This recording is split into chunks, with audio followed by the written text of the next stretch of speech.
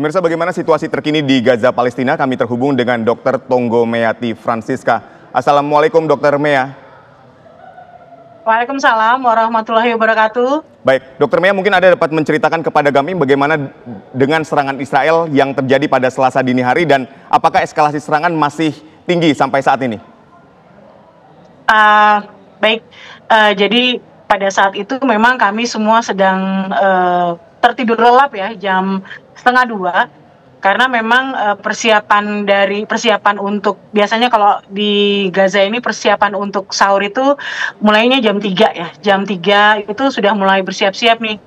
Tapi kemudian pada saat jam 1 lewat itu sekitar 1:30-an kami dengar suara ledakan yang sangat keras dan itu menggetarkan bangunan.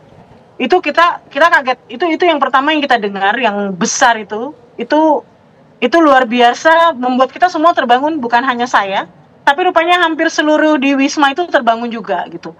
Lalu ada satu staf lokal yang mengatakan, ayo kita mungkin kayaknya harus siap nih gitu, karena kemungkinan akan ada lagi. Lalu kita mulailah sebagai yang perempuan mulai menggunakan hijab dan apa.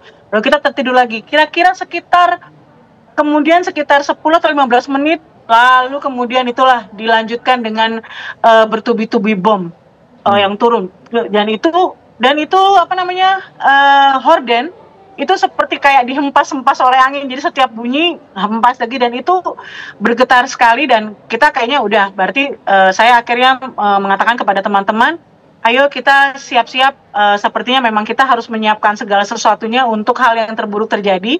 Jadi semua mempersiapkan baju-baju di dalam satu tas ransel kecil untuk kalau misalnya ada sesuatu kita bisa pindah ke rumah sakit apabila terjadi ya. Lalu kita juga kemudian langsung ke rumah sakit karena jaraknya dekat dari Wisma Yose Rijal ini, jaraknya hanya sekitar kurang dari 100 meter ya. Jadi kita langsung jalan kaki ke sana dan kita melihat begitu itu jam 2 kurang itu begitu banyak pasien yang sudah mulai datang, korban-korban sudah mulai datang dan itu pada saat itu belum ada yang sakit ya yang masuk. Jadi masih luka ringan dan luka berat. Jadi lalu baru setelah itu bom terus lagi, bom terus, dan itu bahkan sempat mematikan generator karena memang kami menggunakan generator ya di Gaza ini. Tidak ada listrik, jadi kita menggunakan generator. Jadi ya itulah sekarang kemudian membuat kami juga akibat blokade ini membuat kami harus juga irit-irit menggunakan listrik, menggunakan kendaraan dan sebagainya. Itulah. Baik, dokter, apakah serangan dari Zionis Israel itu masih dirasakan sampai saat ini? Sampai tadi malam, menjelang pagi ya, menjelang sahur juga masih ada, tapi eskalasinya tidak terlalu banyak seperti yang kemarin. Masih ada, tapi jaraknya sih sepertinya agak lebih jauh dan suara tembakan quadcopter ya, menurut aku sih nanya sama teman-teman, ini apaan nih bunyi-bunyi? Jadi kemarin itu selang-seling ya, dari bomnya nggak ada, bunyi tembakan yang besar, terus kemudian nanti habis tembakan yang selesai, bom lagi. Jadi seperti itu. Nah, kalau tadi malam hanya bom aja, tapi tidak terlalu sebanyak yang Selasa dini hari. Baik, tadi kan serangan di Selasa dini hari Anda katakan ini warga Gaza ini menjadi korban, ada yang mengalami luka ringan, luka berat. Nah, bagaimana saat ini situasi di Rumah Sakit Indonesia di Gaza, dokter? Alhamdulillah saat ini teratasi semua ya. Jadi kebetulan juga memang di dalam Rumah Sakit Indonesia itu ada NGO medis juga yang masuk ke dalam seperti MSF, itu juga mereka juga Rahma, jadi mereka juga membantu. Jadi alhamdulillah, jadi ini pasien-pasien yang hadir ini, ini semuanya teratasi juga oleh dari Mercy sendiri, juga tim medisnya juga ada di Rumah Sakit Indonesia juga, mereka juga membantu juga pasien-pasien yang berdatangan tadi malam. Baik, dokter, apakah ada data dari Kementerian Kesehatan Palestina mengenai jumlah korban meninggal dunia yang gugur akibat serangan biadab dari Zionis Israel ini? 400 berapa ya tadi saya baca ya, saya kurang tahu. Pokoknya lebih dari 400 dan ini adalah yang terbesar karena dalam waktu kurang dari 10 jam. Baik, lalu bagaimana dengan pasokan obat-obatan atau makanan yang masuk ke wilayah Gaza sendiri pasca gencatan senjata? Saya juga bingung nih, gencatan senjatanya bagaimana ya, karena setahu saya kalau udah gencatan senjata, makanan, semua segala yang esensial itu bisa masuk ya. Tapi Tapi realisasinya, ternyata pihak Israel ternyata tetap memblokade.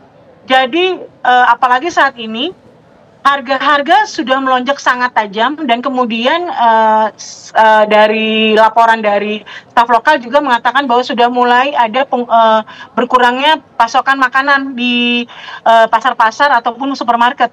Jadi saat ini ya, kalau saya bahkan sebelum serangan dini hari aja, sepertinya banyak masyarakat di daerah kota, daerah Gaza City itu mereka lebih bergantung kepada NGO yang menyerahkan bantuan, seperti itu. baik. Tapi artinya tidak semua bantuan itu bisa masuk ya, Dok? Oh, bahkan bukan tidak semua, mungkin semuanya sekarang. Saat ini Yang nggak semua bisa bantuan masuk. tidak masuk, termasuk obat-obatan medis untuk merawat mereka yang luka, tidak bisa masuk sama sekali? Iya, betul. Baik. Betul. Lalu bagaimana dengan kondisi Anda serta relawan Indonesia yang berada di Gaza saat ini?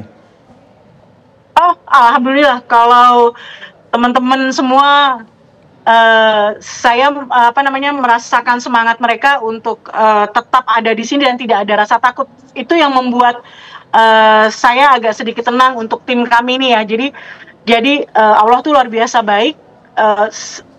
Mungkin kalau deg-degan atau ketakutan pada saat awal mungkin itu adalah hal yang lumrah karena kami juga manusia biasa. Tapi setelah itu, ini akhirnya menjadi memacu kami untuk berbuat sebaik mungkin. Dan yang pasti saat ini teman-teman dalam keadaan sehat walafiat. Baik. Lalu tadi juga Anda katakan bahwa gencatan senjata ini semua diblokade, semua tidak bisa masuk. Lalu sebenarnya gencatan senjata seperti apa yang terjadi di sana? Bagaimana juga warga Gaza menghadapi situasi di bulan Ramadan ini? Oh, ini yang harus yang kita harus berkaca kepada mereka ya. Yang pasti seharusnya gencatan senjata kita sudah sepakati bahwa tidak seperti ini. Karena itu tadi yang tadi saya bilang bahwa gencatan senjata semua harusnya dibuka ya. Makanan, obat-obatan, dan semua perlengkapan yang dibutuhkan oleh masyarakat di Gaza. Tapi boleh kita lihat bahwa teman-teman dari Indonesia ini melihat mereka luar biasa tetap semangat dalam menghadapi Ramadan. Baik. Bayangkan walaupun hanya melihat barang saja itu mereka tetap mukanya itu, kalau kita mungkin di Indonesia aduh seperti kayak kasihan sekali ya kita menangis atau apa. Tapi posisi muka mereka untuk menangis itu tidak ada terlihat loh.